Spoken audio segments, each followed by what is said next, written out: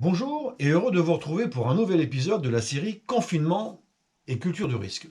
Aujourd'hui, nous allons voir que d'avoir le bon réflexe peut aussi sauver des vies.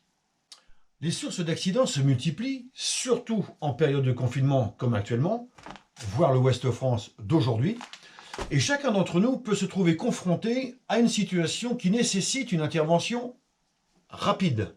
Voici donc 3 actions faciles à mettre en œuvre à partir des situations les plus couramment rencontrées. Il s'agit de protéger, alerter et secourir. Première action, protéger. En effet, vous devez éviter le suraccident pour vous, la victime et les éventuels témoins.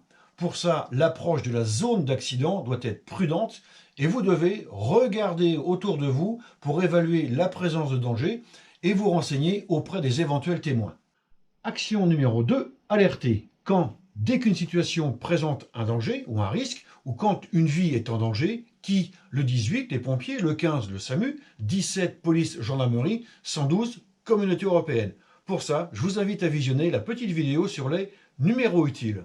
Ensuite, préparez son appel avant d'appeler les secours. Observez et analysez la situation, car la précision de vos informations peut sauver une vie.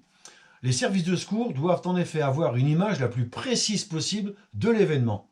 Et maintenant, quoi dire? Eh bien, en complément de la petite vidéo sur les numéros utiles, il faut indiquer l'endroit où vous êtes, la nature de l'événement, les risques éventuels, explosion, effondrement, fuite de produits toxiques, la localisation précise de l'événement, et pour les accidents de la route, le sens de circulation, très utile sur une voie express ou sur une autoroute, le nombre de victimes et appréciation de leur état, les premières mesures mises en œuvre et le geste effectué, et puis surtout, vous ne raccrochez pas le premier, vous attendez qu'on vous le demande.